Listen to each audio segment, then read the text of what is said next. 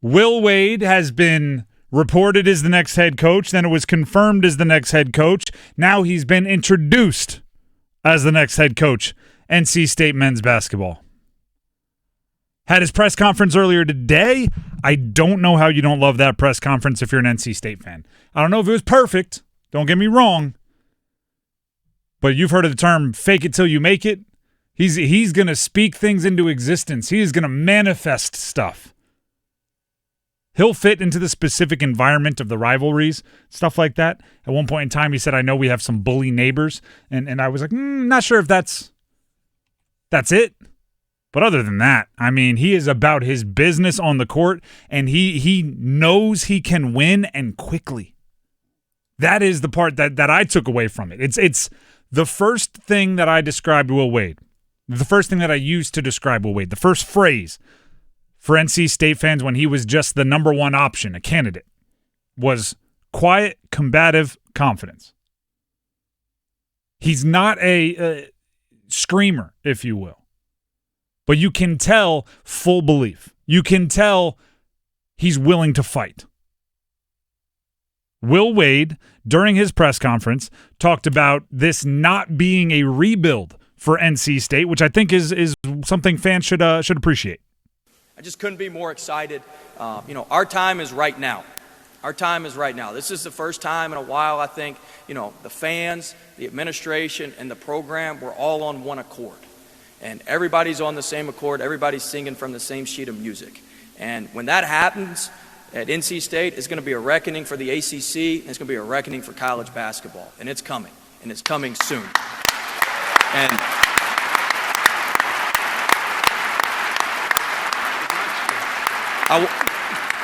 I want to be very clear. This is not a rebuild. We're going to be in the top part of the ACC next year, and we're going to the NCAA tournament. This is not something that's going to take a whole lot of time.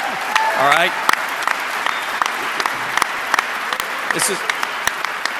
This is make sure you got that on camera. This is going to be done. This is going to be done the right way, and this is going to be done quickly. We are here to win. How about that? Saying it twice. Where's the camera? Let me look into it. Stare down the barrel of this bad boy. We are going to be in the NCAA tournament next year. I mean, Tim, has anyone ever won a press conference before? Because I think Will Wade might have been the first person to ever win a press conference. It happens. Don't get me wrong. And college and professional sports are littered with great press conferences that don't lead to great tenures. But the difference being in this modern climate is a great press conference can actually help you during the regular season. Right? A great press conference builds confidence in you and your staff and your program, thus makes it more comforting for fundraising. Right? If people believe in you, they're more inclined to support you, they're more inclined to give you money. If they don't believe in you, why would we waste our dollars, right? Why would the fan base give you their cash? So winning a press conference in this climate matters way more than winning a press conference 15 years ago. Which is why 15 years ago, 20 years ago, 30 years ago, when coaches were hired, they didn't do what we just heard. They said, well, we're going to do this the right way, and we're going to build a strong foundation, and over time, we're going to turn this into a culture that we can be proud of, and they spoke in all that ridiculousness. Now, oh, no. We're going to be in the top part of the ACC. We're going to be in the NCAA tournament next year. That is drawing hard lines in the sand. Right now, if you're not those things, next season, we get to play this audio back that we just played, and we get to go, we get to go full Maury on you, right? And the lie detector proved that was a lie. Like, that's what we get to do. You're putting yourself on a limb, and that's that combative confidence, right? That's that combative confidence. He is not afraid of high expectations, and he is not afraid of a fight. He talked about matching up with the powerhouses in the ACC. Jump to that last clip there, Graham.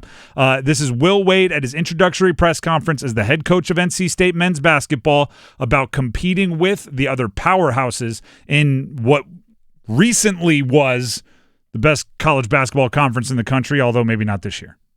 The ACC is one of the premier basketball conferences in the country. And we've got to hold up our end of the bargain. I mean, NC State, in my opinion, is one of the major brands in this league. And for ACC basketball to be good, NC State basketball needs to be good. And that's what we're going to do. And I think the better we are, the better the league will be. And like I said, I know we've got, some bully neighbors and that sort of thing, but we're not worried about them. If we worry about ourselves, all that other stuff will take care of itself. And we're focused on ourselves, and we want them to turn around and be chasing us. And so that's the focus. If we do what we're supposed to do, that's what's going to happen. There's that bully neighbors thing. I think State fans would have liked a little bit more of that combativeness there. But other than that, I mean, not afraid. There was also multiple references to resources. Now, resources are the code word for NIL revenue sharing money, essentially, right? How many resources do you have? Boo Corrigan, the athletic director, was part of the introduction for Will Wade, and he said NC State has the resources to win big consistently. Will Wade was asked about it in the Q&A with the media, and he brought up once again that they have the resources to win big consistently. I took notes throughout. He understands, just to give everybody, like, he acknowledges that they will not have the most NIL money nationally. He believes they will be competitive at the upper end of the league, talking about the ACC. The upper end of the ACC and NIL, you're doing okay. He used the analogy, we don't need the biggest house, but you can have the most well-kept, the most manicured lawn, which means, like, if we get close, we're going to be so awesome that people want to come play for us. That's all I think the ACC teams need. I've talked about the big mistake that the ACC has made, meaning individual teams have made over the last 5 years. It's assuming that they didn't have to do what other teams had to do. Oh, the SEC, the Big Ten, those schools have to pay top dollar to get players. We don't have to do that because we're the ACC, right? They'll see the value in just coming to play for us. We don't have to match the money. I don't think the big programs like NC State, the flag bearers in the conference, have to match the money of some of these other schools, but they have to get close, right? Then you can start selling on the manicured lawn, right? If I'm looking for a house, to use his analogy, and I need 5 bedrooms and 3.5 baths because I got a growing family, I might be able to make it work with 4 bedrooms and 3 baths. I can't make it work with 2 bedrooms and 1 bath. You know what I mean? So you just got to get close, and then it starts mattering about location and everything else. Same is true. I can't outbid, $1 million for a shooting guard.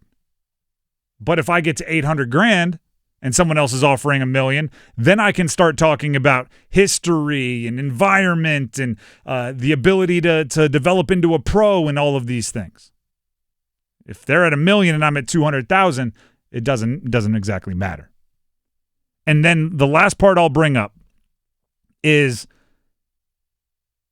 the history he's had at LSU, the NCAA infractions, the things that led to his firing at LSU, the FBI investigation that he was caught on the wiretap talking about paying players before it was allowed. He did address it. And we have some of that audio for you, and I have more notes here. So Will Wade on what he's learned, on how much he's grown, not only as a head coach, but as a person during his coaching career, obviously including the LSU situation. Everything's not nearly as important maybe as I thought it was at the time. Now, don't get me wrong, basketball and winning is very, very important. But I have a little bit better perspective now on where that fits in the grand scheme of things.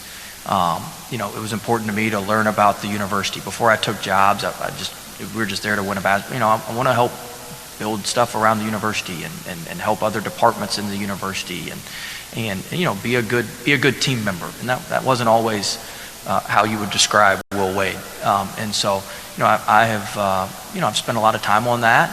And, when you get, as Boo said, you climb up that ladder pretty quick. Well, they take those legs out on that ladder real quick too. And when you get knocked off that thing, you got to have some hard conversations with yourself. And I think that allows you to change and allows you to move forward and be better. I actually thought the spin zone earlier in the press conference was pretty good from him. Talked about the LSU player, the LSU coach that he was. He told the State faithful in attendance, You will get the same passion and competitive fire that I had at LSU without the arrogance that got me in trouble. That sounds like somebody that learned a lesson, right? I can keep the good, I'll do away with the bad.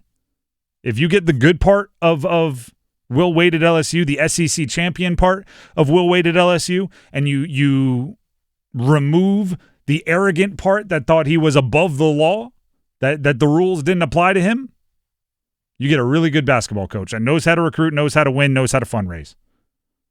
I thought it was a very, very good press conference for Will Wade. Obviously, he's got to prove it on the court, but that starts with proving it in the portal, which has opened today. Actually, it opened yesterday, for being real, and it's been absolutely crazy.